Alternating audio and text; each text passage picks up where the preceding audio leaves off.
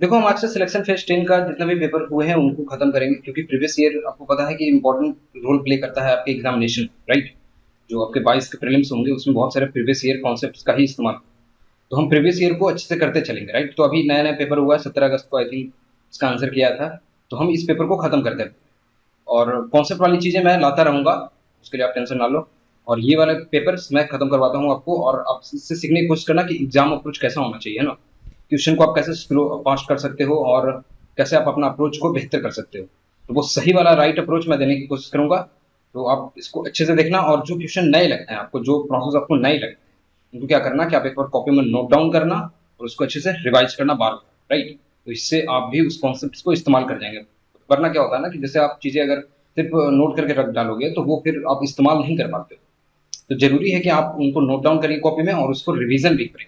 ठीक है, चलिए हम शुरू करते हैं। चलो पहला सवाल क्या बोल रहा है, देखो पहला सवाल क्या बोल रहा है। Why sharing an article for 360 a woman incurred a loss of 10%, at what price should she sell so that she makes a profit of 20%। को इसको करने के दो तरीके हो सकते हैं। पहला, ऐसे तो पढ़ते पढ़ते ही हो जाना चाहिए कि लॉस दिया हुआ 10%, यानी 90% का वैल्यू क्या दिया हुआ 360, यानी आपका 100, यानी 100% का वैल्यू क्या हो गया आपका, 9 से डिवाइड करोगे 40 मिलेगा, 400 हो जाएगा। अब इसको 20% का प्रॉफिट चाहिए तो आपको बेचना पड़ेगा 480 के ऊपर। ये हो गया पहला तरीका। फिर दूसरे तरीके में आप इसको फ्रैक्शन से लिख सकते थे कि अगर लॉस 10% का है, यानी जो 9/10 का सीपी का वैल्यू दिया हुआ है, कि आपको 10% का लॉस है, यानी 90% सीपी का वैल्यू दिया हुआ है, यानी 9/10 सीपी का वैल्यू दिया हुआ है 360 के ऊपर, सीपी का वैल्यू क्या होगा, इसको 40 टाइम्स जाओगे, सीपी का वैल्यू 400 मिलेगा, इसको 20% बढ़ा दोगे 480 मिलेगा। आसान सा सवाल है, कुछ ज्यादा करने की जरूरत नहीं है, बस सिंपल बेसिक अप्रोच रखोगे निकल जाएगा। चलो अगला देखते हैं। ये है हमारा दूसरा सवाल। देखो क्या दिया हुआ है, 15 is the mean proportion of 30 and 8, find the value of a. देखो मीन प्रोपोर्शन की बात किया तो पहले प्रोपोर्शन समझो। प्रोपोर्शन क्या होता है ना कि दो सेट ऑफ रेशियो को हम बोलते हैं प्रोपोर्शन। रेशियो और प्रोपोर्शन में अच्छे से डिफरेंस पता होना चाहिए। जैसे अगर मैंने ए बाई बी लिखा तो इसको आप क्या बोलोगे कि ये वैल्यूज क्या है, ये वैल्यू है आपका रेशियो में। अब एक और वैल्यू मैंने मान लिया लिखा सी बाई डी, इसको क्या बोलोगे कि ये भी है रेशियो में। लेकिन अगर मैंने वही लिख दिया कि a by b is equal to c by d, अब ये सेट क्या हो गए, दोनों दो सेट ऑफ रेशियो क्या हो गए, ये दोनों हो गए प्रोपोर्शन में। ठीक है, तो ये होता है प्रोपोर्शन। अब हम इसको रेशियो नहीं बोल सकते इस पूरे वैल्यू को, इसको हम बोलेंगे कि ये प्रोपोर्शन है। ठीक है, इसमें रेशियो क्या होगा, ए बाई बी अगर इंडिविजुअली हम देखेंगे तो ये रेशियो है, सी बाई डी अगर इंडिविजुअली देखेंगे तो ये है रेशियो, और अगर इन दोनों को देखेंगे, दोनों सेट ऑफ रेशियो को देखेंगे तो हम बोलेंगे कि ये प्रोपोर्शन में है। अगर ये बराबर होंगे तो यहाँ पे लिखा हुआ है तो ये बराबर ही होना चाहिए। चलो अब इसमें देखते हैं क्या है। अब ये बोल रहा है आपको मीन प्रोपोर्शन। तो मीन प्रोपोर्शन का क्या मतलब होता है, जैसे कोई ए वैल्यू ए बाई बी है और ये वैल्यू अगर बी बाई सी हो गया, तो आपको ये दोनों वैल्यूज इक्वल होती हैं और ये दो वैल्यू आपको पता होता है। तो यहाँ से क्या बोलोगे कि बी स्क्वायर बराबर ए सी बोलोगे आप, और पी का वैल्यू क्या बोलोगे, रूट ए सी के बराबर। सिमिलर चीजें हम यहाँ पे करेंगे, बोल रहा है। तो आपके बेसिकली आपको करना क्या होता है कि उन दोनों का आपको रूट लेना होता है। अब यहाँ पे हमें ए का वैल्यू चाहिए तो हम क्या करेंगे, रूट हम लेंगे 30 इंटू ए, बराबर दिया हुआ था आपको 50।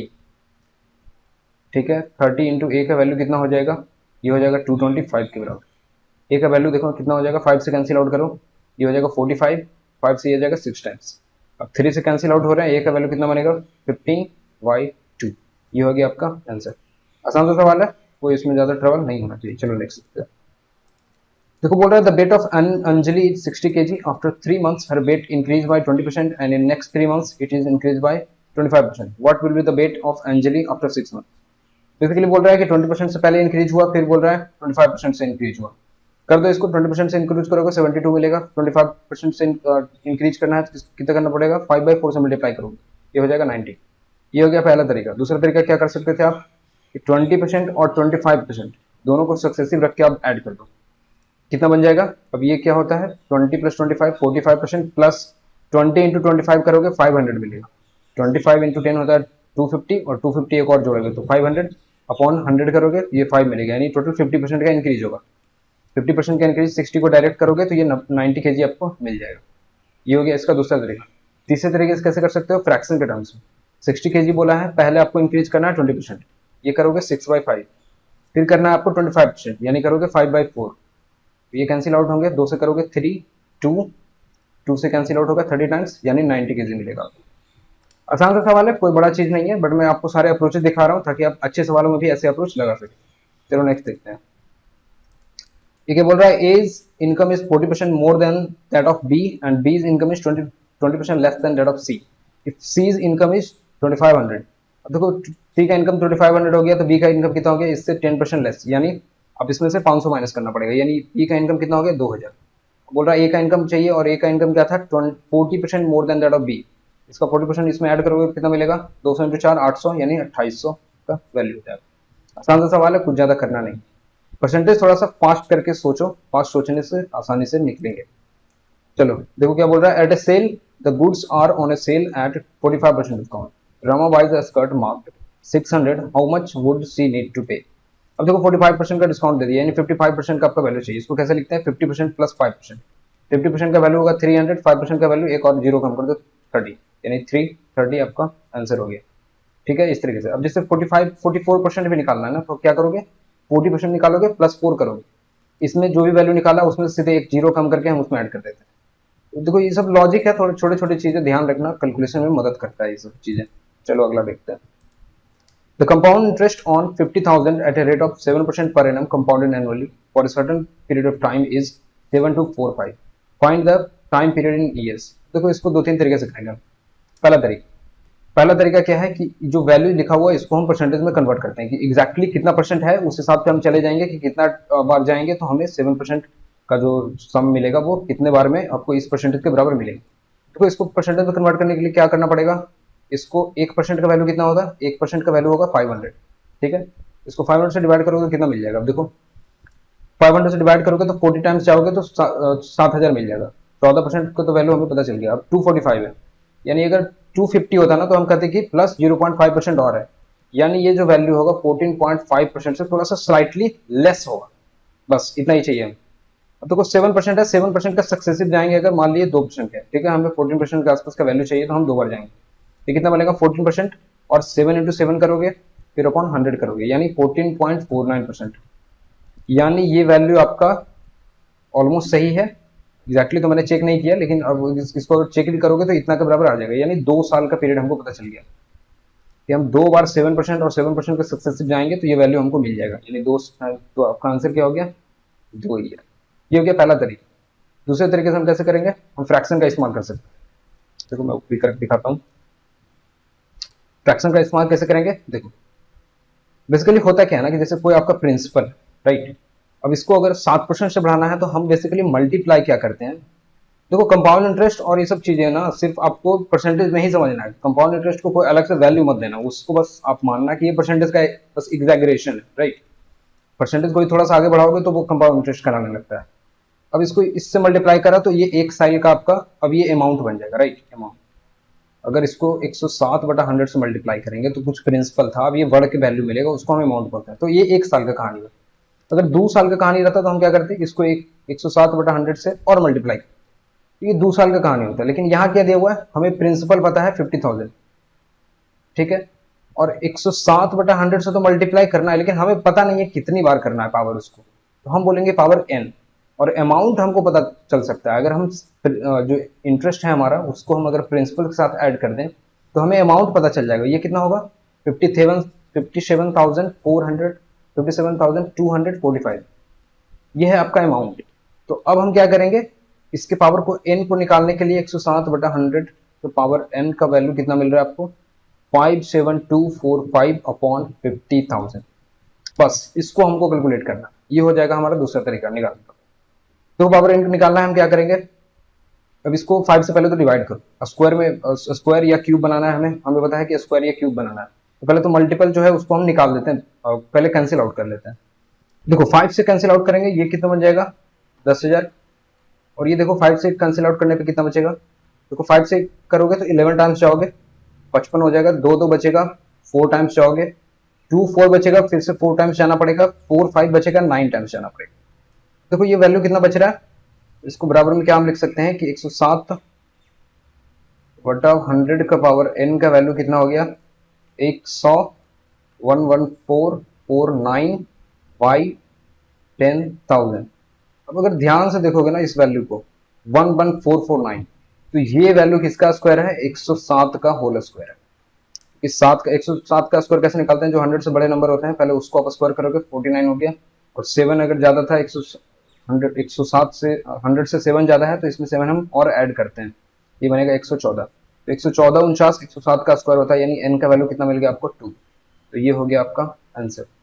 ये देखो दो तरीके से हम कर सकते थे इसको, पहला तो आप या तो परसेंटेज निकाल लो, दूसरा फिर आपको फ्रैक्शन से करना पड़ेगा। ठीक है, दोनों ही तरीके आसान होते हैं। ये वैल्यूज अगर ये डायरेक्ट नहीं मिलता ना तो हम क्या करते हैं, स्क्वायर को टर्म्स को बाहर निकालने की कोशिश करते हैं इससे। लेकिन ये वैल्यू आपको पता है ये प्राइम नंबर हो जाता है 107, लेकिन 107 आई थिंक प्राइम नंबर होना चाहिए। ये प्राइम नंबर का स्क्वायर आपको आसानी से फिर मिलेगा नहीं इसमें, है ना, इसलिए ये डायरेक्ट ऐसे निकल गया। वरना आपको स्क्वायर निकाल करके भी आप कर सकते थे, जैसे छोटे छोटे नंबर होते हैं ना, अगर तो मल्टीप्लाई जैसे हम 25 और इसमें मान लिया 25 होता, 5 होता, 6 होता, तो इस तरीके से हम 25 को पहले बाहर निकालते, इस तरीके से हम करते हैं। चलो वो किसी और सवाल में अप्रोच में देखेंगे। चलो अगला देखते हैं। देखो क्या बोल रहा है, on a certain sum the SI at the end of 15 years becomes 3/10 of the sum. अब देखो इसको देखते क्या होना चाहिए, ये 30% है। अब 15 साल में 30% मिला, इसका मतलब 1.5% क्या हो गया, 2%। ऐसे सवाल होगा ना थोड़ा सा पढ़ते समय ही करने की कोशिश करो ताकि ज्यादा समय बर्बाद ना हो। चलो अगला देखते हैं। देखो क्या बोल रहा है, 5 डिजिट नंबर इतना is divisible by 77 if we add 5 more than twice of 11 to the number, what is the resultant number, then the resultant number will be divisible by. देखो पहले नंबर दिया हुआ आपको और बोल रहा है कि ये 77 से डिविजिबल है। अब इसमें ऐड क्या करना है आपको, ट्वाइस ऑफ 11 उससे 5 ज्यादा यानी 22 प्लस 5, यानी आपको ऐड क्या करना पड़ेगा, 27 इस नंबर में ऐड करना। अब बोल रहा है resultant number will be divisible by, देखो 528 था आपके पास और 27 इसमें जोड़ोगे तो ये बन जाएगा 55। तो ये है आपका नंबर। अब ये 5 से तो पक्का डिविजिबल होगा, तो आपका आंसर तो यही हो सकता है। लेकिन अब आपको कैंसिल आउट करके एक बार अगर देखना चाहते हो तो देख लो, 11 से पहले डिविजिबिलिटी चेक कर लो। 11 का क्या होता है, इस वाले प्लेस में हम इस तरीके से जोड़ते हैं, फिर आपको ऑड वाले प्लेसेस ऐसे माइनस करना होता है।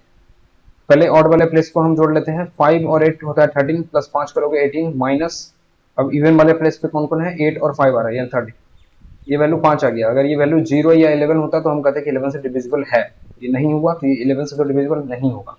चलो 7 का चेक करते हैं। 7 का डिविजिबिलिटी कैसे होता है, ये होता है कि अब जो लास्ट वाला जो नंबर है इसको हटाओ, इसको 2 से मल्टीप्लाई करो और माइनस करो। तो हम क्या करेंगे, 5 था ये, इसको हटा करके 2 से मल्टीप्लाई करेंगे यानी 10, यानी 10 माइनस करना पड़ेगा।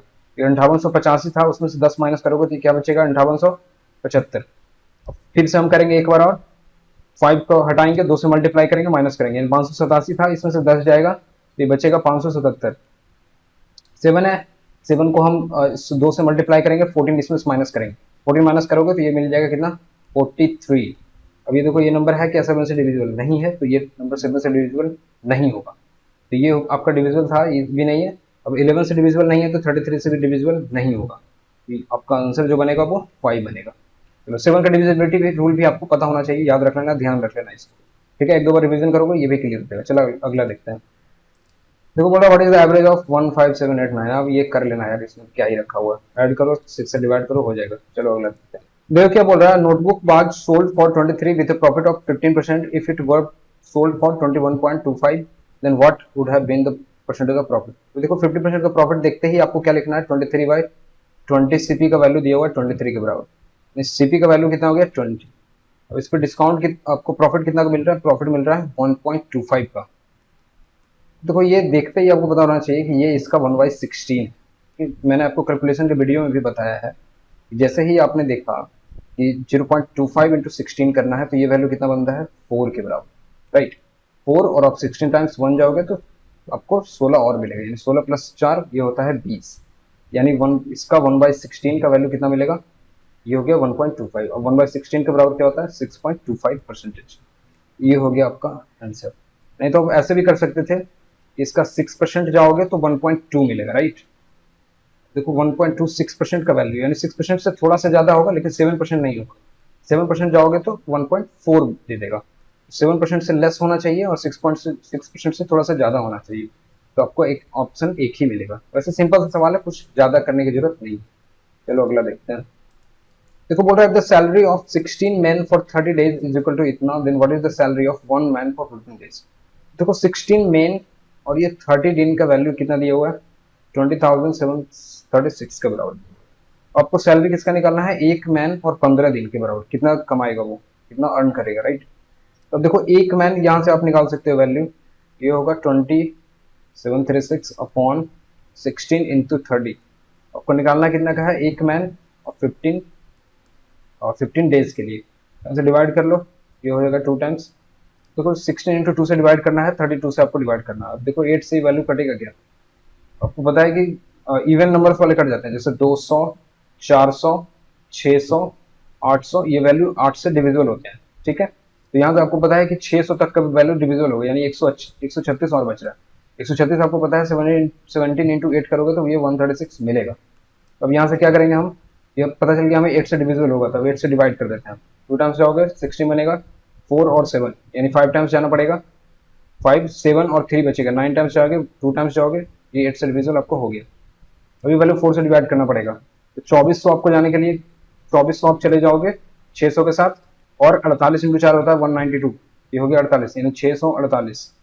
ये आपका हो गया एक मैन का वैल्यू, ये हो गया आपका।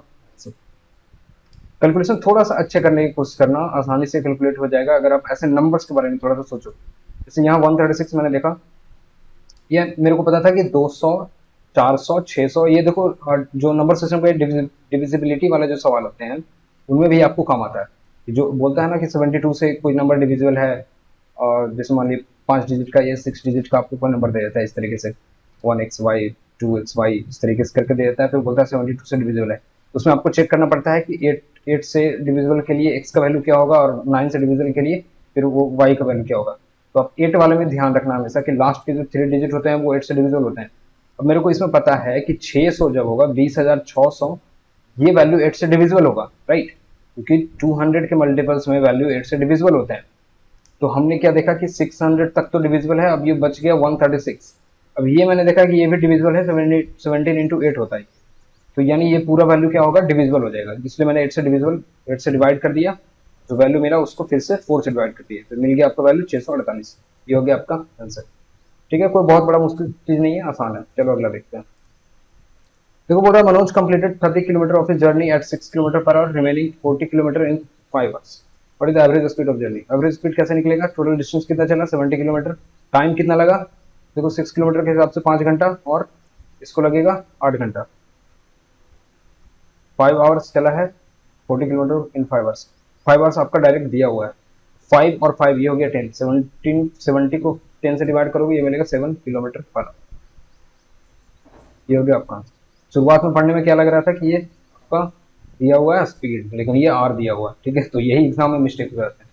गलत नहीं है ये सही है 5 आवर्स, लेकिन मुझे पढ़ने में लगा कि ये 5 किलोमीटर पर आवर दिया हुआ है। ये एग्जाम्स देखो मिस्टेक्स में हो जाते हैं, सिली मिस्टेक्स। चलो लेकिन कोई बात नहीं, आगे ऐसे ही कोशिश करते रहना, सही करना। चलो अगला देखते हैं।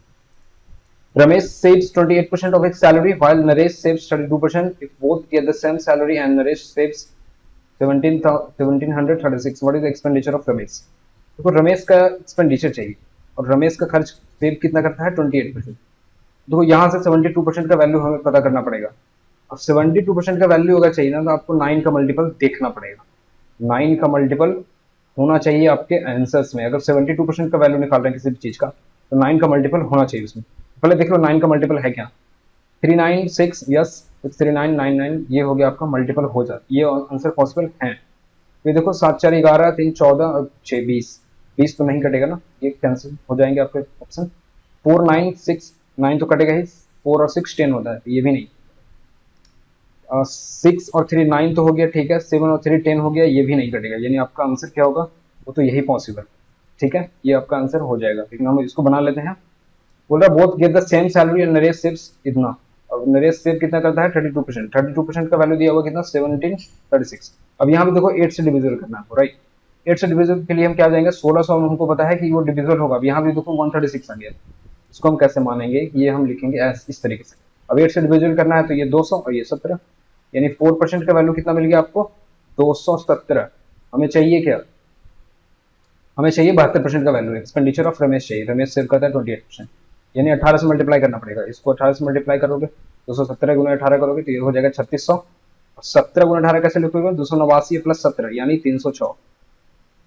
289 17 करोगे तो 11 और 6 इस तरीके से 6093906, ये हो गया आपका आंसर। कैलकुलेशन को थोड़ा सा फोकस करना, जिस तरीके से मैं कर रहा हूँ अप्रोचेस ऐसे रखने की कोशिश करना मेंटली थोड़ा सा, ठीक है, आसानी से होते हैं। मैं मैं करके भी दिखा देता हूँ। जैसे 1736 है तो मैंने दिखाया, इसको हम जाएंगे 1600 और प्लस 136। 1600 क्यों गए, क्योंकि हम 8 से डिविजिबल खोज रहे थे और आपको पता है कि 1600 जो होगा वो 8 से डिविजिबल हो जाएगा, इसलिए हम 1600 के पास गए। चलो अगला देखते हैं। तो क्या दिया हुआ है, sum of money doubles itself in 5 years at certain rate of compound interest, in how many years will it be 16 times at the same rate. अब देखो बोल रहा है कि डबल हो जाते हैं ये 5 साल में। 5 साल में क्या होता है, डबल होता है। ठीक है, मान लीजिए ये पहले कोई ये था 1 था, अब ये 2 टाइम्स हो गया। अब ये हो गया, ये 5 साल में इतना हुआ। ठीक है, 5 साल में डबल हुआ। अब फिर से डबल होगा ना, ये वैल्यू फिर से डबल हो जाएगा, ये वैल्यू हो जाएगा 4। अब यहाँ भी इसको 5 साल का समय लगेगा, इसको हटा दो। अब फिर से ये डबल होगा, ये हो जाएगा 8 टाइम्स, फिर से यहाँ पे 5 साल का समय लगेगा। फिर से ये हो जाएगा डबल, ये हो जाएगा 16 टाइम्स, जो शुरुआत में जो वैल्यू रहा होगा उसको 16 टाइम्स, और यहाँ भी इसको 5 साल का समय लगेगा। तो ये वैल्यू कितना हो गया टोटल समय देख लो, 5 + 5 + 5 + 5, ये हो गया 20 ईयर्स। तो टाइम तो इसको लगेगा 20 ईयर्स, लेकिन हो जाएगा वैल्यू कितना, 16 टाइम्स।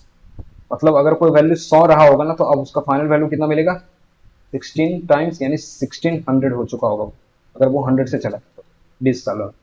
इसको आसान सा सवाल है, बार बार रिपीट हो जाता है, कई बार आपको एग्जाम में पहले भी पूछा, अभी भी पूछेगा, तो ध्यान रख लेना, बस सिंपल है, ज्यादा कुछ नहीं। चलो अगला देखते हैं। फिर से मीन प्रोपोर्शन पूछा, आप क्या करेंगे, सीधे मल्टीप्लाई करेंगे। 15 × 18 कितना बनेगा, 900। ये 18 और 5 होता है 90। ठीक है, तो 18 × 90 और एक जीरो और बिठा दोगे, 900। इसको क्या बोलते हैं, 30 का ये इसका स्क्वायर रूट क्या होगा, 30। ये हो गया आपका। चलो अगला देखते हैं। जो आसान सवाल है उनमें ज्यादा समय नहीं लगाना। अब देखो ये क्या बोल रहा है, what is the volume of hemisphere having a diameter of 16.8 centimetre. अब देखो अच्छा सवाल है, कैलकुलेट करना पड़ेगा आपको। इसको कैसे करोगे, वॉल्यूम ऑफ हेमिया स्फीयर क्या होता है, 2/3 पाई आर क्यूब, राइट। 2/3 पाई का वैल्यू कितना होगा, 22/7। देखो अगर हमारा ये 14 का मल्टीपल होता है ना, 7 का मल्टीपल, तो 7 का मल्टीपल ये लग रहा है 120 + 28, 7 का मल्टीपल है, लेकिन यहाँ पे कैलकुलेट करना है क्यूब में, तो हमारा कोई भी जो हम वैल्यू याद करके रखे हैं वो हमारा स्टैंडर्ड वैल्यू यहाँ पे काम नहीं आएगा, राइट। तो यहाँ पे आर का वैल्यू कितना मिलेगा, ये हो जाएगा 8.4। 8.4 इंटू 8.4 इंटू 8.4। लेकिन हम इसको क्या लिखेंगे, इसको हम फ्रैक्शन हटा के लिखेंगे, फ्रैक्शन में लिखेंगे, जीरो हटा देंगे। ठीक है, तो 84/10 से मल्टीप्लाई करें। थोड़ा सा स्मार्टनेस दिखाएंगे हम कैलकुलेशन में, देखो अगर पॉसिबल होगा तो हम कर लेंगे। देखो 7 से डिवाइड करेंगे तो ये मिलेगा 12, 3 से डिवाइड करोगे तो ये मिलेगा वैल्यू 28। अब देखो हम क्या करेंगे, 12 इंटू 3 करोगे 36 मिलेगा, 36 इंटू 2, 12 इंटू 2 करोगे 24 मिलेगा, सॉरी 24 मिलेगा। 24 इंटू करना है 22, 24 इंटू 20 जाओगे 480, और प्लस आपको 48 और जोड़ना पड़ेगा, क्योंकि 20 मैंने अभी बताया था कि जैसे 44 से मल्टीप्लाई करना, तो हम क्या करते हैं 40 टाइम्स प्लस 4 टाइम्स। उसी तरीके से यहाँ 20 टाइम्स प्लस 2 टाइम्स, 20 टाइम्स 480, और इसको जोड़ोगे तो ये मिल जाएगा 528। अब ये हो गया वैल्यू, आपको 528 इंटू 22 करना पड़ेगा, 22 तो हो गया आई थिंक। 28 इंटू क्या करना है आपको, 28 इंटू 84। अब ये देखो यूनिट डिजिट से भी काम चल सकता है, क्योंकि हमें पता है कि हमें डिवाइड करना है 3 जीरो से। ठीक है, तो जो हमारा यूनिट डिजिट इसके आएगा उसको हम सिर्फ 3 यूनिट से घसकाएंगे, राइट। 3 डिजिट के बाद हम बस डेसिमल हम पॉइंट करेंगे, उसमें डेसिमल हम रखेंगे, तो हम जो यूनिट डिजिट मिलेगा वो हमारा आंसर दे सकता है। तो हम देखते हैं ट्राई करके। 8 और 8 देगा आपको 4 का मल्टीपल, 8 और 8 64 होता है, 4 मिलेगा, 4 और 4 आपको 6 देगा लास्ट। देखो क्या 6 जो है 0.0006, मतलब लास्ट में होगा 6 और उसके 3 डिजिट बाद से हमारा वैल्यू मिलेगा। देखो 6 है क्या, तो यहाँ पे तो 6 आपको मिल गया, इसमें 0 है, इसमें 4 है, इसमें 4 है, तो ये हो गया आपका आंसर। तो इस तरीके से थोड़ा सा स्मार्टनेस दिखाओगे तो ये चीजें कैसे लगेगा, ये चीजें जब आप देखोगे, सीखोगे, ट्राई करोगे, ये चीजें मॉक टेस्ट में आप ट्राई करोगे तो धीरे धीरे सीख पाओगे, वरना आपको फिर मल्टीप्लाई करना पड़ जाता है 528 इंटू 28 इंटू 84, काफी बड़ा मल्टीप्लीकेशन हो जाता है, थोड़ा सा आसान नहीं पड़ेगा। ठीक है, तो अब स्मार्ट अप्रोच रहते हो, और एग्जाम में इसलिए ये आपको यूनिट दिया ना, वो चाहता तो वो 6 यहाँ भी डाल सकता था, लेकिन उसको पता है कि जो लोग समय बचाना है उसको ऐसे इस्तेमाल करेगा। ठीक है, तो वो उसको भी पता है कि समय बचाना पड़ेगा इसमें, नहीं तो कैलकुलेट करने में ज्यादा समय लगेगा, इसलिए आपको ऐसे ऑप्शंस भी बनाए जाते हैं, ताकि आप अगर स्मार्ट अप्रोच रखोगे तो वो आपका आंसर निकल आए सके। ठीक है, अगला देखते हैं। चलो देखो क्या दिया हुआ, regular hexagon is circumscribe. Circumscribe का क्या मतलब हो गया ना, इस सर्कल के अंदर आपका हेक्सागन। ठीक है, चल बढ़िया से बना लेंगे इसको। चलो भाई, circle of radius 4.5 centimetre, what is the area of hexagon. अब यहाँ पे दिया हुआ क्या है, आपको रेडियस दिया हुआ 4.5, एरिया आपको हेक्सागन का खोजना है। चलो देखो एरिया, हेक्सागन का एरिया क्या होता है, √3/4 a² इंटू 6 मल्टीप्लाई करते हैं तो ये होता है हेक्सागन का एरिया। तो √3 के टर्म्स तो आएंगे। अब देखो ऑप्शन में √2 का टर्म्स गलत हो गया, √2 का टर्म्स गलत हो गया। ये दो ऑप्शन हमारे पास बच गए। अब देखो पहले कॉन्सेप्ट समझो। हेक्सागन अगर सर्कल के अंदर बनता है तो वो क्या होता है, ये होगा आपका हेक्सागन, सब साइड्स के ऊपर होता है। मैं बना नहीं पा रहा हूँ बढ़िया, चलो फिर से बना लेते हैं, ज्यादा ही खराब लग रहा। चलो एक सर्कल ले आता हूँ मैं, रुक जाओ। हमारे पास वो भी पॉसिबिलिटी है, हम सर्कल ले आते हैं, थोड़ा सा वेट कर लो। सर्कल कहाँ गया, सर्कल कहाँ गया, चलो सर्कल मिल गया मेरे को। देखो ये है हमारा सर्कल, इसको खाली कैसे करूंगा यार, थोड़ा सा रुक जाओ। हाँ, इसको शेप को मैं वाइट कर सकता हूँ क्या, तो रेड हो गया है। चलो देखो सर्कल हमारे पास आ गया, इसको चलो देखो हमारे पास सर्कल आ गया। अब इसमें क्या करना है, हमें हेक्सागन बनाना है, राइट। इस तरीके से होंगे। सर्कमस्क्राइब का मतलब क्या होगा, उसके जो सारे साइड्स होंगे वो आपको इसके सर्कमफेरेंस का, राइट। देखो ये हो गया हमारा हेक्सागन, तैयार हो गया। थोड़ा गंदा है लेकिन हेक्सागन है, मान लेना, ठीक है। 6 साइड है, 1 2 3 4 5 6। अब इसका बेसिकली क्या होगा ना कि यहाँ पे सेंटर होगा, तो आपको याद क्या रखना है इसमें कि जो हेक्सागन का साइड होता है वही आपका रेडियस भी होता है। ये आपका आर होगा, इसमें 6 इक्विलैटरल ट्रायंगल इस तरीके से बन जाएंगे। तो बेसिकली यहाँ से आपको याद क्या रखना है कि जो आर होता है, जो रेडियस होता है, वही हेक्सागन का साइड होता है। यहाँ से आपको ये बात क्लियरली याद होना चाहिए। इस साइड ऑफ हेक्सागन क्या होगा, साइड ऑफ हेक्सागन को क्या हम बोलेंगे, वो होगा रेडियस ऑफ सर्कल के बराबर, अगर सर्कमस्क्राइब है तो रेडियस ऑफ सर्कल, ठीक है। यहाँ से बेसिकली यही एक कॉन्सेप्ट है जो इसमें इस्तेमाल हो रहा है। बाकी फिर आपको पता चल गया तो आप क्या करोगे, एरिया निकालना है। इसमें 6 इक्विलैटरल ट्रायंगल होते हैं, तो एक इक्विलैटरल ट्रायंगल को हम वैल्यू निकालेंगे, उसको 6 से मल्टीप्लाई करेंगे। तो पहले का हम निकाल लेते हैं, √3/4 इंटू ए स्क्वायर होता है, 9/2 लिखो, 9/2 का ये होल स्क्वायर बन जाएगा, ठीक है। बस यही वैल्यू हमको कैलकुलेट करना है, कैलकुलेट कर देते हैं। इसको डायरेक्ट लिखो 81/4, ठीक है। 2 से कैंसिल आउट करोगे 2, यहाँ मिलेगा 3।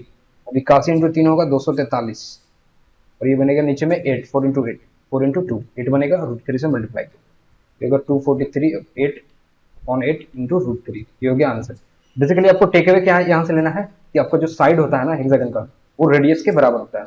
तो उसमें अगर सर्कल में अगर हमारा हेक्सागन अगर इंस्क्राइब कर रहे हैं हम, तो उसका जो क्या होगा, साइड होगा हेक्सागन का, वो आर के बराबर होता है, ठीक है। बस यही आपको यहाँ पे ध्यान रखना और कुछ नहीं है। चलो आगे देखते हैं। तो क्या दिया हुआ है, person salary increases from 200 per day to 234 per day, what is the percentage increase per day in the person salary. तो 34 का इंक्रीज है, 200 को 200 डिवाइड करोगे 17 मिलेगा। 1% का वैल्यू 2 से हमने डिवाइड करा 34 को, मिल गया 17%। आसान सवाल है, कुछ नहीं करना। चलो आगे देखते हैं। तो वो बोल रहा है 7 digit number 5702718 is divisible by 147 if we rearrange the digits of the number in descending order and subtract 4 more than 3 times of 17। यानी सब्सट्रैक्ट टोटल कितना करना पड़ेगा आपको, 4 more than 3 times of 17, यानी 51 + 4 55। आपको इसमें क्या करना है, रीअरेंज द डिजिट डिसेंडिंग और सब्सट्रैक्ट 55 आपको घटाना पड़ेगा from the new number which form. तो पहले इसको डिसेंडिंग ऑर्डर में लिखना है। तो डिसेंडिंग ऑर्डर में लिखने के लिए क्या करना पड़ेगा, सबसे पहले बड़ा को लिखना पड़ेगा, यानी 8, फिर क्या है 7, फिर क्या है इसमें एक और 7 दिख रहा है, 7 हो गया, फिर क्या है 5, 6 तो है नहीं, 5 के बाद क्या आएगा 2 आएगा, 2 के बाद क्या होगा 1 आएगा, और ये हो गया 0। अब इसमें 55 आपको घटाना है। 55 210 में से 55 कैसे घटाओगे, 160 मिलेगा और 5 और घटा दोगे यानी 155, यानी आपका वैल्यू कितना बन गया 8775155। ये हो गया आपका वैल्यू। अब इसमें क्या बोल रहा है, दिस इज फॉर्मूला रिजल्ट। अब ये पूछ रहा है कि किससे डिविजिबल होगा ये नंबर। फिर से कितना आसान पूछ रहा है यार, इसमें तो 5/5 है तो ये 5 से डिविजिबल हो जाएगा। बाकी वैल्यू चेक करना चाहते हो तो 11 से कर लेना, 17 से कर लेना और 7 से भी कर लेना। 7 का रूल मैंने बताया था, मैं एक बार और करा देता हूँ 7 वाला।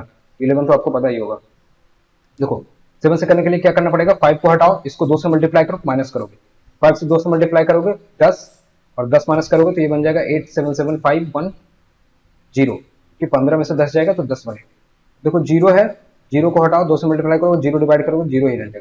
अब इसमें से क्या करना, फिर करना पड़ेगा, ये वैल्यू कितना बन चुका है 51, 1 को हटाओ, 2 माइनस करोगे, इसमें से 1 को हटाओ, 1 को मल्टीप्लाई करो 2 से, 2 माइनस करोगे 8773 बन जाएगा। 3 को हटाओ, 2 से मल्टीप्लाई करो, 6 माइनस करोगे 871 बन गया। 1 को हटाओ और 2 से मल्टीप्लाई करो, यानी 87 में से 2 जाएगा 85।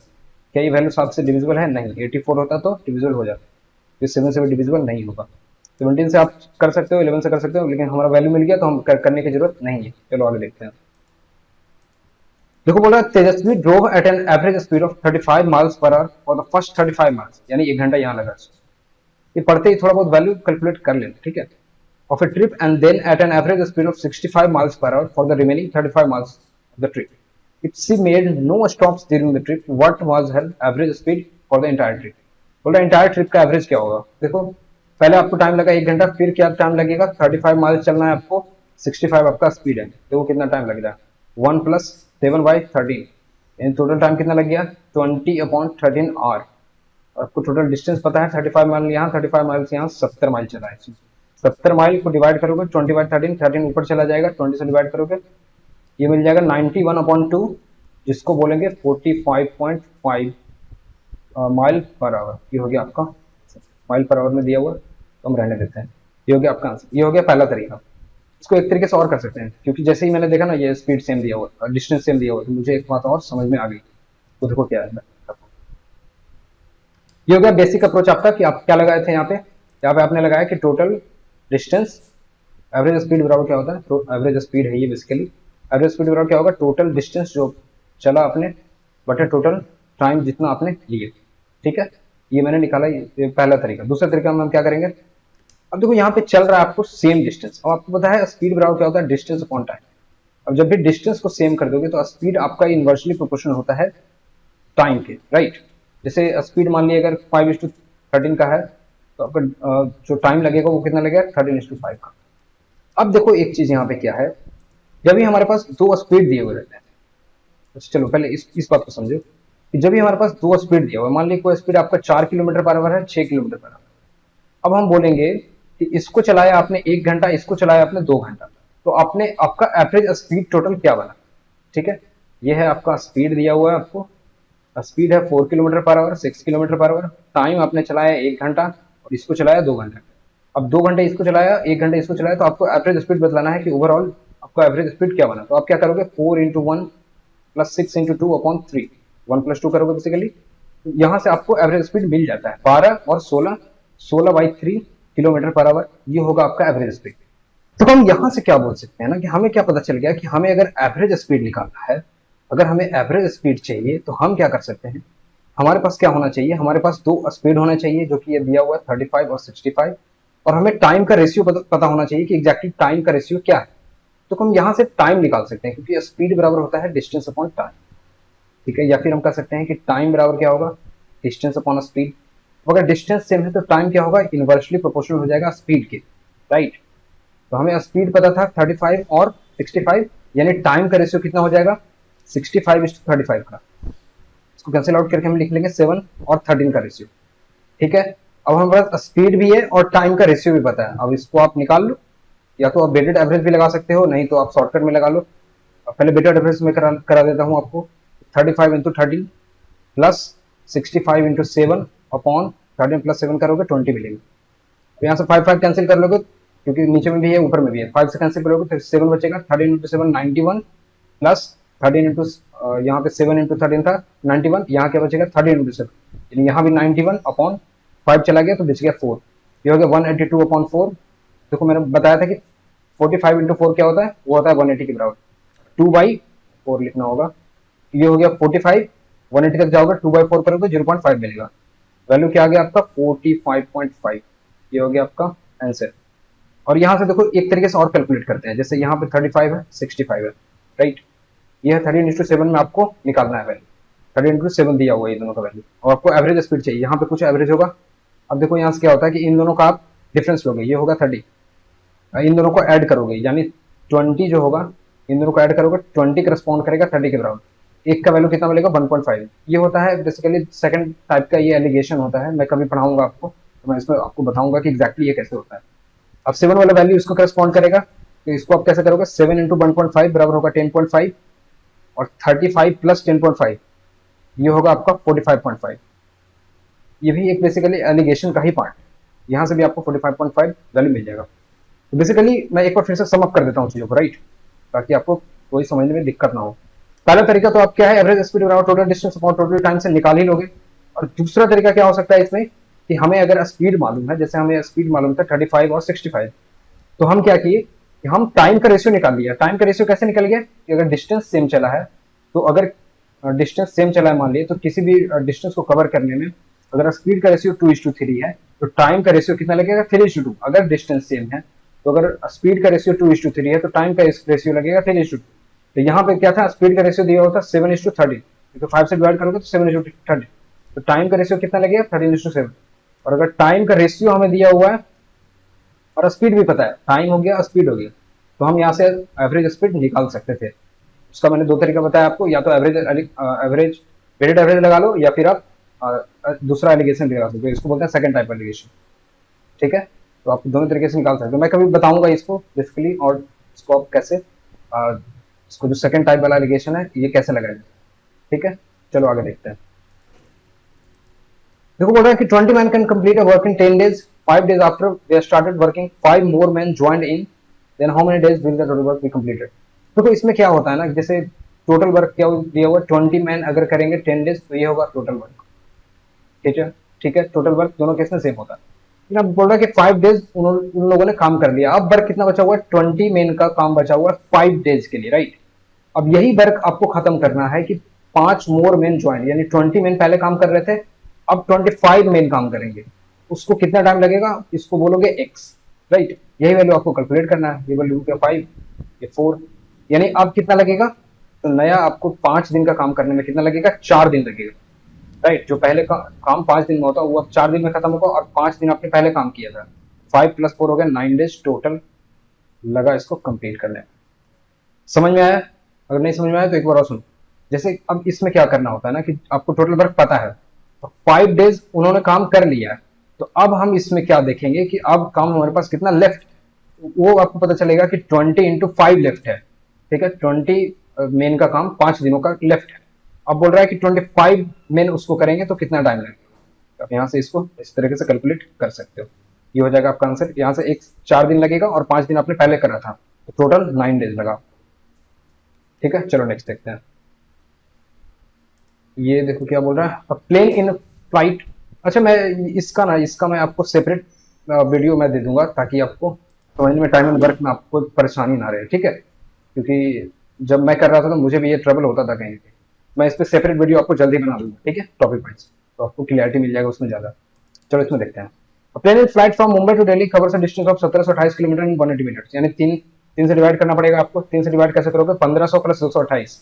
ठीक है, मन में सोचना है बेसिकली, तो 500 हो गया, 228 कैसे होगा, 70 और 18, यानी 70 और 6 76, यानी वैल्यू हो गया 576। इस तरीके से सोचना है, फटाक से निकल जाता है। ठीक है, 576 आपको निकल गया कि पर आवर का स्पीड है, speed of the plane in meter per second. Meter per second में कैसे करना पड़ेगा, 36 से इसको डिवाइड करो, क्योंकि हमें पता है कि 36 किलोमीटर पर आवर को हम बोलते हैं 10 मीटर पर सेकंड। यहाँ जो वैल्यू आएगा 10 से मल्टीप्लाई करके 36 से डिवाइड करना, कैसे करोगे, इसको करोगे कैसे, 360 और प्लस 216, यानी 10 और प्लस 6, 16 × 10 करोगे 160 मीटर पर सेकंड आपका वैल्यू हो गया। ये हो गया आपका आंसर। कैलकुलेशन अच्छे से, इसको बोलते हैं neat and clean calculation, right. इसमें फंसते नहीं है, हम डायरेक्ट वैल्यू के पास जाते हैं, उसको कैलकुलेट करते हैं। ये नीट एंड क्लीन कैलकुलेशन है, अगर करोगे तो आसानी लगेगा। चलो आगे देखते हैं। देखो क्या दिया हुआ है, 2 numbers are in the ratio 5:9, if 25 is subtracted from each the ratio becomes 25:49, find the numbers। देखो रेशियो क्या दिया हुआ है, नंबर्स आपके 5:9 ले हैं, और नंबर्स ही आपको चाहिए, तो पहला आप क्या काम करोगे, पहले ऑप्शन में जाओगे। देखो 5:9 के रेशियो में है क्या, तो बोलोगे 30 से डिवाइड करोगे 5:9 के रेशियो में मिल जाएगा, ये आपको पॉसिबल हो सकते हैं। दूसरा देखो 9 से डिवाइड करोगे, 9 बड़ा मल्टीपल दिख रहा है, 9 × 5:7, ये नहीं हो सकता। 8 से डिवाइड करोगे, ये हो गया 5:7, ये भी नहीं हो सकता। 11 से डिवाइड करोगे 5:7, ये भी नहीं हो सकता। आपका आंसर तो ये पॉसिबल है। ये हो गया आपका पहला तरीका। दूसरा तरीका क्या करोगे, बेसिक अप्रोच में बताता हूँ, फिर तीसरा तरीका बताऊंगा जो आपको एग्जाम अप्रोच रहेगा। दूसरा तरीका चलो बेसिक से करते हैं। 5x - 25, और यहाँ पे भी 9x - 25 बराबर 25:49। ठीक है, इसको कैलकुलेट करो। देखो 5 से 5 चला जाएगा, तो इसको हम लिख रहा हूँ x - 5 upon 9x - 25 equal to 5/49। इसको फटाक से कैलकुलेट करते हैं, 49x हो जाएगा, माइनस 49 × 5, ये नंबर आपको याद होना चाहिए, 49 × 5 बराबर हो जाएगा 245, क्योंकि 50 अगर रहता तो 250 होता, 5 एक कम है तो 5 माइनस हो जाएगा, 245 बचता है। ये वैल्यू याद होना चाहिए, बस बार बार देखोगे तो याद हो जाएगा। वैसे 45x - 125, अब ये देखो कितना हो गया, 4x बराबर हो गया 245 में से 125 आएगा, 120 बचेगा, यानी x का वैल्यू क्या आ गया 30। अब यहाँ से क्या चाहिए था आपको, नंबर चाहिए था 30, मल्टीप्लाई कर दो 5x और 9x मेरा नंबर था, 5x के हिसाब से 150 और 9x के हिसाब से 270, ये हो गया हमारे नंबर, ये 150 है। चलो तो ये हो गया दूसरा तरीका बेसिक अप्रोच। लेकिन अब मैं बताता हूँ एग्जाम अप्रोच कि एग्जाम में आपको कैसे लगाना। इसको ध्यान से समझना, बहुत इंपॉर्टेंट है और तुरंत देगा आपको आंसर। लेकिन पहले मैं करके दिखाता हूँ, ठीक है, ताकि आपको एग्जैक्ट पता लगे कि कितना कम समय में हो सकता है। नहीं तो समझाने में आपको लगता है कि बहुत ज्यादा समय लग रहा है, फिर आप बोलते हो कि ये बढ़िया अप्रोच नहीं। देखो कैसे होगा। मैंने देखा 2 numbers are in the ratio, if 25 is subtracted from each, the ratio becomes इतना। मेरे को पता चला कि ये बराबर घटा रहे हैं। अब बराबर जैसे ही मैंने देखा तो हम इन दोनों के जो डिफरेंस है उसको बराबर करेंगे। यहाँ 4 का डिफरेंस है और यहाँ 24 का डिफरेंस है, तो हम इसको 6 से मल्टीप्लाई करेंगे तो 24 का डिस्टेंस यहाँ भी बन जाएगा। बेसिकली मैं इन दोनों के बीच का डिफरेंस को बराबर कर रहा हूँ। 6 से मल्टीप्लाई करूंगा 30 बनेगा, 54 बनेगा। यहाँ डिफरेंस देखो 24 का हो गया, यहाँ 25:49 है, यहाँ भी डिफरेंस देखो 24 का हो गया। अब इन दोनों का देखो जब हम माइनस करेंगे तो ये मिलेगा 5:5, देखो बराबर मिल रहा है, यस। अब बराबर ही चाहिए था हमको क्योंकि 25 सब्सट्रैक्ट किया है, यानी 5 किसको करस्पॉन्ड कर रहा है, 25 को। एक का वैल्यू आ गया 5। आपके नंबर्स क्या थे, 30 और 54, मल्टीप्लाई करोगे 150 270 मिल जाएगा। ये हो गया आपका लास्ट अप्रोच जो एग्जाम अप्रोच आपका होना चाहिए। अब ये तो लिखने में समय लगता है ना, अगर नहीं लिखना होता तो समय नहीं लगता। अब मैं समझाता हूँ कि एक्चुअली हुआ क्या। देखो एग्जाम में आपको यही अप्रोच लगाना चाहिए। देखो होता क्या है, इसको अच्छे से समझना।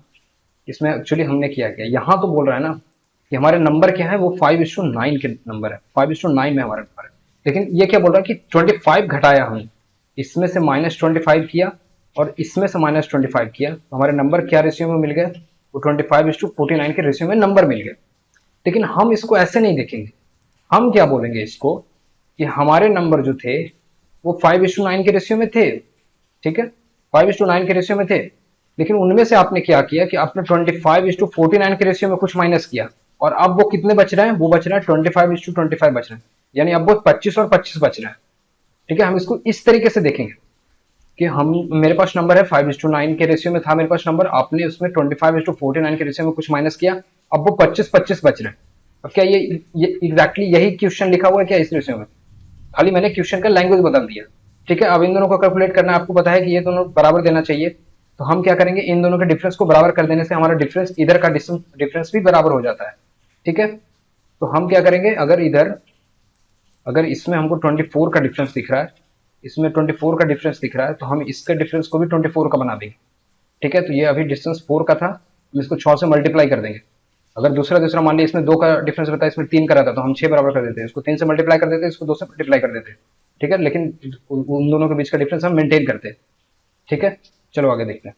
अब ये क्या होता, इसको आप 6 से मल्टीप्लाई करोगे तो ये बनेगा 30, 6 से मल्टीप्लाई करोगे 54 बनेगा, और ये कितना था, ये तो 24 सही था, यानी 25 और 49। अब देखो ये क्या हो गया, सब्सट्रैक्ट करके ये मिल रहा है 5:5। अब यही नंबर 25:5 भी है, क्योंकि ये दोनों आपको बराबर मिल गया ना, बराबर मिल गया। अब इसमें क्या बोला था, 25 सब्सट्रैक्ट फ्रॉम ईच। अब ये भी देखो दोनों बराबर के रेशियो में डिवाइड सब्सट्रैक्ट हो रहा है, तो अब ये 5 बेसिकली करस्पॉन्ड कर रहा है 5 को, यानी मल्टीप्लायर आपका आ गया 5, यानी नंबर क्या था आपके 150 और 270। ठीक है, समझ में आओगा। अब फाइनल में बताता हूँ एग्जैक्ट आपको एग्जाम में कैसे देखना है इसको। अगला बार अगर मॉक में आपके सवाल आए तो आप कैसे देखोगे, बोल रहा है 2 numbers are in the ratio 5:9, 25 is subtracted from each, the ratio becomes इतना। बस इतना देखा आपने, क्या करना है, बराबर करना है। अगर जैसे ये बराबर दिखा कि subtracted from each, 25 is subtracted from each, और आपको ये रेशियो मिल रहा है, यानी बराबर घटाया जा रहा है, बस बराबर घटाया जा रहा है, बस आपको इतना पता करना था। अब इन दोनों के डिफरेंस को बराबर कर दो, 24 यहाँ था, यहाँ भी 24 बनाओ, 4 था तो 6 से मल्टीप्लाई कर। ठीक है, इस तरीके से। चलो अगला देखते हैं। देखिए बोल रहा है, farmer counted the heads of the animals and birds on the farm and found it to be 40। When he counted the legs, he found it to be 120 if the farm had either pigeons or horses and nothing else. How many horses were there on the farm? On the farm, each horses had 4 legs and each pigeon had 2 legs. ये बताने की क्या जरूरत है, इसकी जरूरत नहीं है, ये तो सबको पता होता है ना, हॉर्स के पास 4 लेग और पिजन के पास 2 लेग। चलो देखो बोल रहा है कि 40 हेड्स हैं टोटल। अब देखो इसको हम 2 तरीके से करेंगे। पहला एलिगेशन से हम करते हैं, ठीक है, एलिगेशन से करते हैं। राइट, हमने माना कि जो हमारे फॉर्म में है जितने भी हॉर्स और कबूतर हैं, पिजन, वो मान लेते हैं 40 के 40 हमारे हॉर्स हैं, तो कितना पैर होता, तो आप बोलोगे 160 पैर होते हैं। अगर टोटल हॉर्स होता तो कितने पैर होते हैं, 160 पैर होते हैं। अब मैं बोलूंगा कि अब टोटल 40 के 40 अगर हेड हैं तो 40 के 40 हमारे पिजन होते हैं, तो कितने पैर होते हैं, अब बोलोगे 80 होते हैं। क्योंकि दो पैर होते हैं एक पिजन के, तो ये 80 होते हैं। लेकिन एग्जाम आपको दे क्या रखा है क्वेश्चन में, आपको दे रखा है 120। इसका मतलब क्या हो गया, एलिगेशन लगा दोगे तो ये मिलेगा 40:40 का, यानी 1:1। यानी आपके हेड यानी आपके जो हॉर्सेस और पिजन है वो 1:1 के रेशियो में है। यानी 2 करस्पॉन्ड कर रहा है 40 को, 1 करस्पॉन्ड करेगा 20 को। यानी आपका हॉर्स बराबर कितना आ गया, तो आपको हॉर्स चाहिए तो वो आ गया 20 हॉर्स। तो ये हो गया आपका आंसर, ये हो गया पहला तरीका। अब दूसरे में हम चलते हैं। या एग्जाम अप्रोच आपका यही है, एग्जाम अप्रोच आपको कैसे रखना है, एलिगेशन सही लगाना है। क्या करा था हमने, 40 देखा, जैसे हेड हमने देखा 40 हेड है, तो 40 हेड को हमने माना कि टोटल हॉर्स है एक बार में, और एक बार में माना कि टोटल पिजन है। तो कितने लेग्स मिलेंगे, तो उस केस में मिल गए थे हमको 160, 80 और क्वेश्चन में दिया हुआ था आपको 120। यहाँ से बोलोगे 40:40 मिल रहा है, 1:1 हो गया। देखो दूसरा तरीका, दूसरे तरीके में हम मानते हैं कि मान लीजिए हमारे पास एक हॉर्स है और बाई पिजन है, तो x प्लस बाई का वैल्यू आपको पता चल गया 40। अब बोल रहा है कि इसके 4 लेग्स हैं, यानी 4x प्लस इसके बोल रहा है 2 लेग्स होंगे, तो 2y का वैल्यू कितना दिया हुआ है आपको 120 के बराबर। यहाँ से y का वैल्यू निकाल दो बेसिकली, तो इसको 2 से मल्टीप्लाई करोगे तो क्या मिलेगा, 2x प्लस 2y का वैल्यू 80 बराबर 120। बेसिकली मैंने इसको 2 से मल्टीप्लाई करा और यहाँ रखा, तो 2x प्लस 2y और 2x को मैंने यहाँ लिख दिया। ठीक है, 2x बराबर क्या हो गया 40, x का वैल्यू कितना आ गया, 2x का वैल्यू हो गया 40, x का वैल्यू हो गया 20, और x का वैल्यू 20 तो y का वैल्यू भी 20। यहाँ से देख सकते हो कबूतर और पिजन, कबूतर और आपका जो हॉर्स है वो दोनों बराबर। चलो आगे देखते हैं। देखो दिया हुआ है, तो कॉस्ट प्राइस में article is 80% of the mark price, यानी मार्क प्राइस को बोलो 100 और सीपी हो गया आपका 80। अभी क्या बोल रहे हो, the dealer allows 50% discount, 15% discount on the mark price. इसको 15% डिस्काउंट दूंगा, यानी बेचोगे कितना पे 85 पे। अब 5 का प्रॉफिट हो रहा है 80 के ऊपर, 1/16, यानी प्रॉफिट हो गया 6.25%। तो देखिए ये थे आपके 25 क्वेश्चंस और खत्म हो गया आपके 25 क्वेश्चंस। और मैं आगे आपको 6 पेपर है आई थिंक ग्रेजुएशन लेवल का, मैं आपको 6 का 6 पेपर करवा दूंगा। और अप्रोच देखना और कैलकुलेशन देखना, आपको इनमें से 2 चीज सबसे ज्यादा सीखने को मिलेगा, वो है आपका अप्रोच कैसा होना चाहिए आपका, और आपको एग्जामिनेशन में कैलकुलेशन कैसे करना है आपको। तो आप कैलकुलेशन सीखने की कोशिश करना और एग्जाम अप्रोच आप सीखने की कोशिश करना। ठीक है, जो क्वेश्चन नए लगे आपको, जो अप्रोच नए लगे आपको, उसको आपको नोट डाउन करना है किसी कॉपी में, और आपको रिविजन करना है उसका। 1 सप्ताह के बाद 2 सप्ताह के बाद इस तरीके से रिवीजन करोगे, और वही अप्रोच आपको मॉक के एग्जाम में लगाना है। ठीक है, मॉक्स जब आप दोगे तो आप मॉक्स में वही अप्रोच लगाने की कोशिश करना, तो आपका इंप्रूवमेंट धीरे धीरे हो जाएगा। चलो फिर मिलते हैं नेक्स्ट वीडियोज में, थैंक्स फॉर वॉचिंग, बाय।